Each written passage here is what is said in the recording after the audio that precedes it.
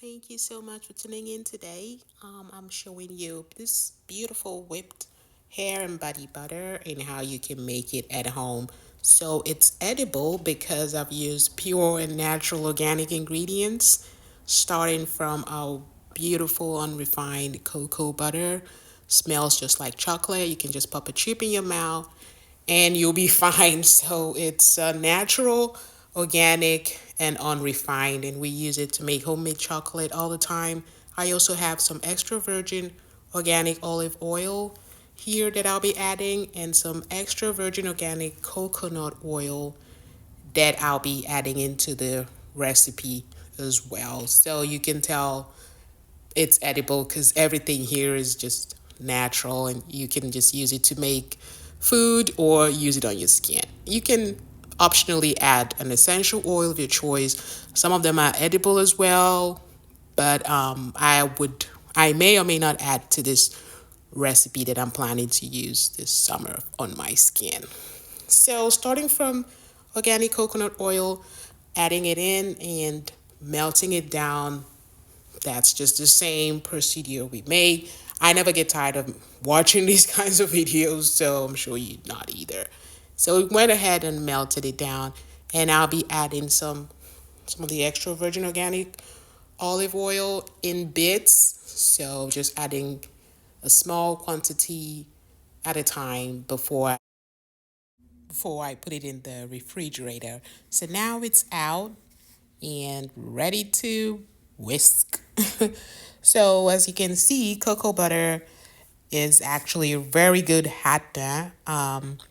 I wanted to have a good texture to it. I didn't want it to be too soft, so this is how I'm gonna start the whisking process. I'm just adding some some of the olive oil which I had set aside, so that helps to soften it.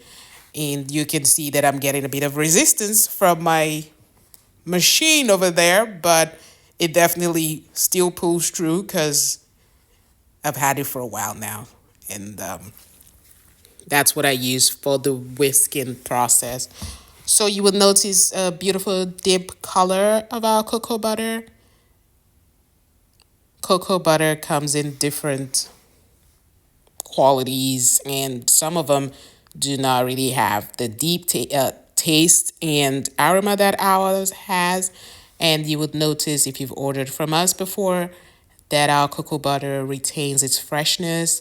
It's also allergen free, so it's free of the 8 major allergy problems that people have. The 8 major allergens like milk, eggs, and a few other food items that some people tend to be allergic to.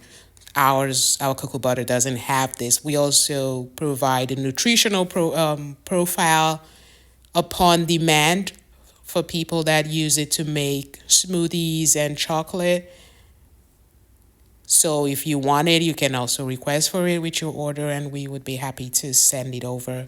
So now the butter will just continue to get soft. And if you stay tuned to the end, you would see that this butter would not harden. So normally when people make these videos, they don't show you what happens the next day with the butters. Sometimes the butters will be all nice and fluffy and soft in the video, but the next day it could get hard just because they haven't really balanced the recipe properly.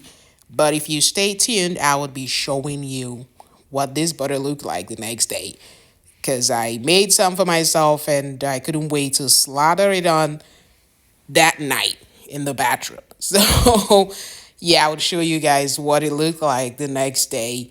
So now I'm just still scooping down. So when you make your butter and you're happy with the texture, don't go adding oils and other items into it to make it look softer, because sometimes you may be adding too much in the end, and you would find that your butter becomes either too soft or too oily and almost runny depending on the weather. So you just want to make sure that you've added the right amount of butters and oils that the recipe calls for, and just be confident that you get the texture that you're looking for, because that has happened to me in the past too. Like while whipping the butter, I'm like, oh, this is too stiff.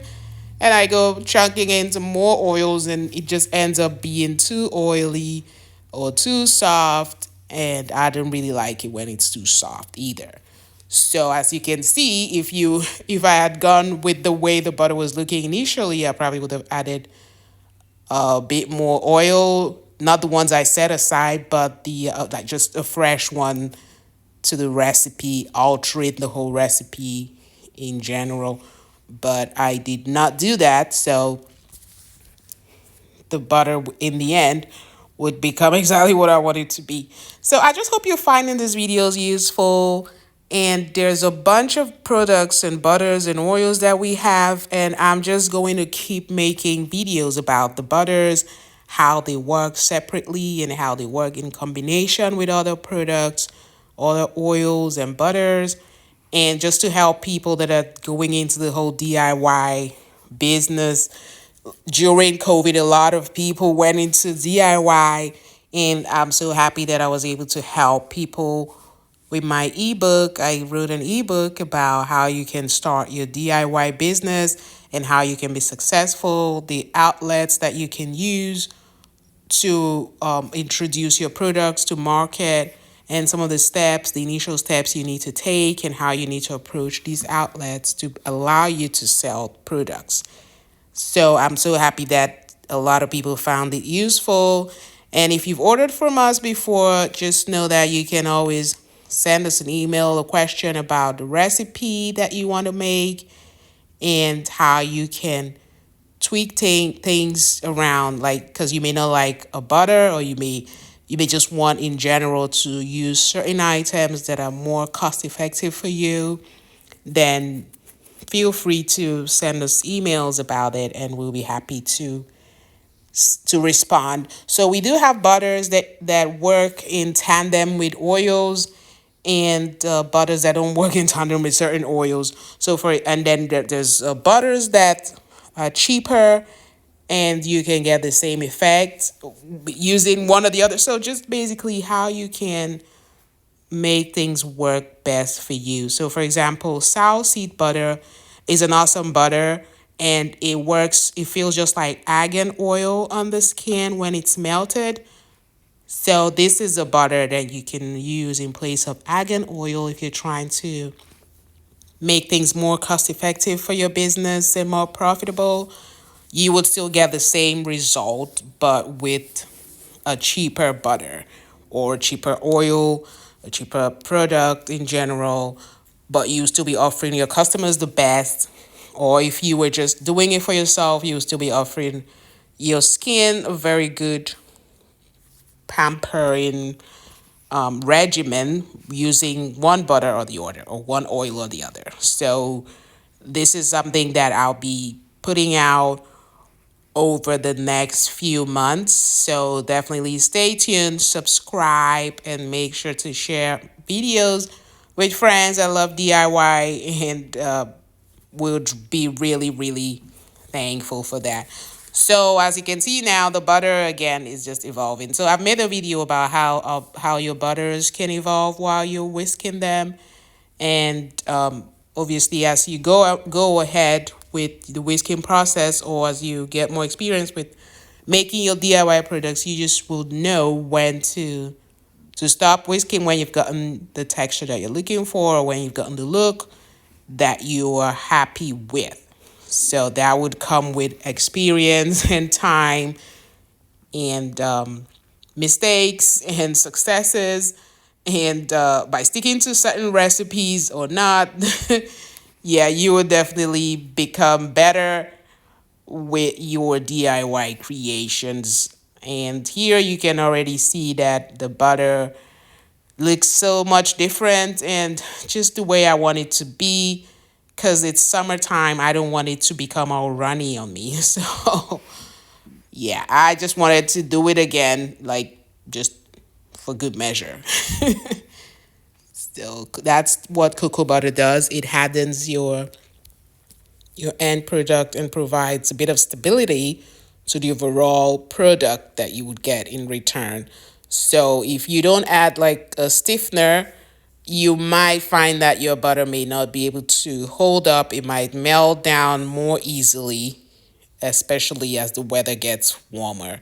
So you want to use something like cocoa butter or Islay peanut butter. Islay peanut butter can also be used to make lotion bars and soaps and very rigid stuff, hard products. People use it to make lotion bars a lot because it just helps you maintain the thickness of the lotion bar without adding any other dimension. So if you don't want to use something like beeswax or canuba wax or candelilla wax, you could just use these either peanut butter or cocoa butter to add the required level of stiffness to your end product.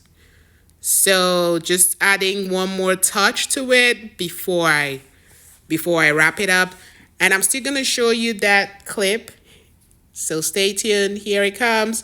So this is the next day, and you can see the colors. The butter's well balanced now with a beautiful yellowish color to it provided by the cocoa butter.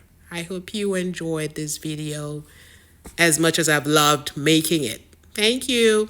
Bye.